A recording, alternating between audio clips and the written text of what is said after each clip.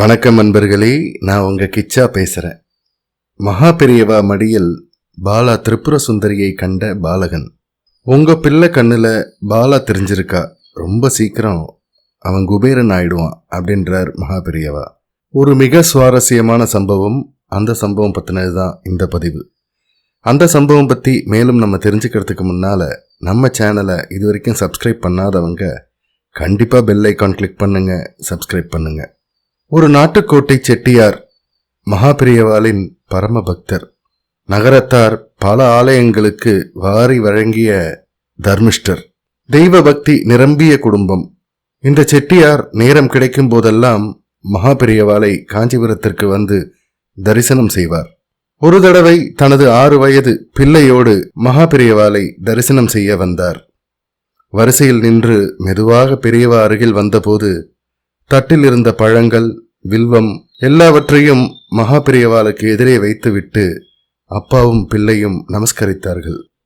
மகா பெரியவா அந்த செட்டியாருக்கும் பையனுக்கும் பிரசாதம் அனுகிரகித்து ஆசிர்வதித்தார். அவர்கள் நகர்ந்தனர். அடுத்தவர்கள் தரிசனம் செய்ய வேண்டுமே. அப்போது அந்த பையன் அப்பா என்றான். என்னடா, வா போகலாம் என்றார் அந்த செட்டியார். குனிந்து உன் காதை கொடு சீக்கிரம் என்றான் அந்த குழந்தை. செட்டியார் குனிந்தார். பையன் ரகசியமாக ஏதோ சொன்னான். செட்டியார் பேந்த விழித்தார். மகா பெரியவா இதையெல்லாம் பார்த்து கொண்டே இருந்தார். செட்டியார் மகா பெரியவாளை மீண்டும் உச்சி முதல் உள்ளங்கால் வரை பார்த்துவிட்டு பையனை மெதுவாக அழைத்து கொண்டு திரும்ப முயற்சித்தார். பையன் மீண்டும் அவர் காதில் ஏதோ சொன்னான். பையன் நகர மறுத்தான். செட்டியார் மகா பெரியவாளை மீண்டும் பார்த்தார். வாயை பிளந்தார். பையன் விடவில்லை. அப்பாவின் கையை பிடித்து தன் பக்கம் இழுத்து அங்கிருந்து நகராமல் முணுமுணுத்துக் கொண்டே ஏதோ சொல்லிக் கொண்டே இருந்தான். பையன் முணுமுணுவென்று மெல்லியதாக அப்பாவிடம் ஏதோ சொல்லிக் கொண்டே இருப்பதை மகா பெரியவா கவனிக்க தவறவில்லை.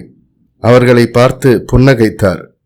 உங்க குழந்தை என்ன சொல்றான் அப்படின்னு கேட்டார் மகா பெரியவா. ஒண்ணுமில்ல பெரியவா, ஏதோ தெரியாம சொல்றான் அப்படின்னு அந்த செட்டியார் சொன்னார். பரவாயில்ல, என்கிட்ட சொல்லுங்க அப்படின்னார் மகா பெரியவா. எப்படி சொல்றதுன்னு தெரியல சுவாமி.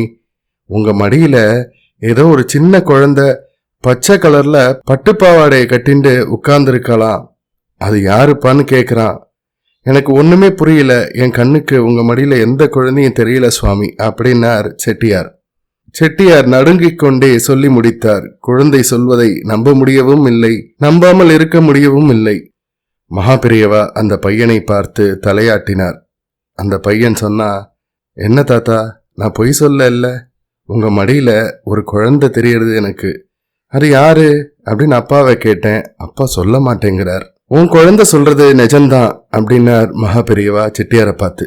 செட்டியார் மட்டும் இல்ல, அங்க இருந்தவா எல்லோருமே மகா பெரியவா சொன்னதை கேட்டு அதிர்ந்து போனான். என்னது, பெரியவா மடியில குழந்தைன்னா பாலா திரிபுர சுந்தரியா தான் இருக்கும். அத்தனை பேர் மனசிலும் ஏறக்குறைய இந்த எண்ணம் தான். மகா பெரியவா விளக்கமாக சொன்னார். நம்ம ஸ்ரீமடத்துக்குன்னு குரு பாரம்பரியத்துக்கு அப்படி ஒரு வரப்பிரசாதம், ஒரு அனுகிரகம் இருக்கு.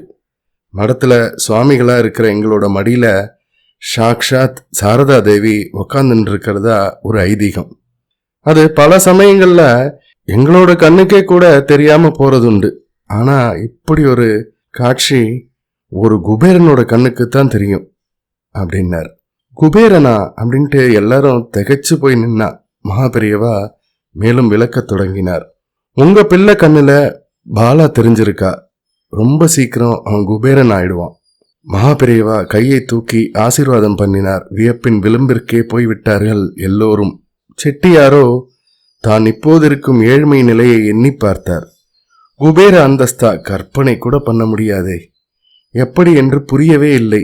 எப்போ மகா பெரியவா சொன்னாரோ இனி அது சத்தியம், எனவே சாத்தியமும் கூட.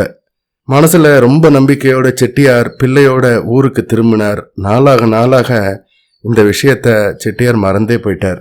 காலம் ஓடித்து வருஷம் 2 ஆச்சு. ஒரு நாள் செட்டியாரோட தூரத்து உறவுக்காரர் செட்டியாரை பார்க்க அவர் ஊருக்கு வந்தார். வாங்க ஆனந்தம் செட்டியார் என்று அவரை வரவேற்றார் நமது செட்டியார்.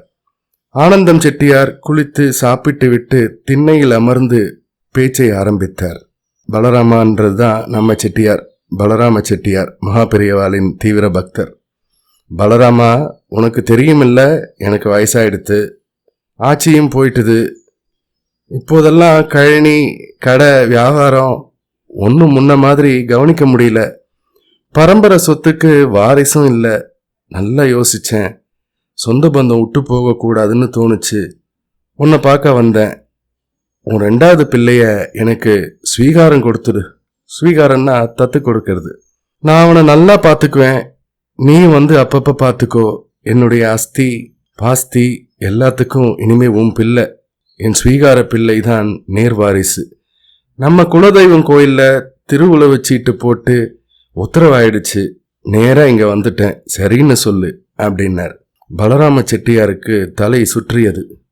2 வருஷம் முன்னால காஞ்சி மகாபெரியவா எதிரில் நடந்த சம்பவம், மகாபெரியவா சொன்னது எல்லாம் மின்னல் வெட்டாக பளிச்சென்று திரும்ப வந்தது.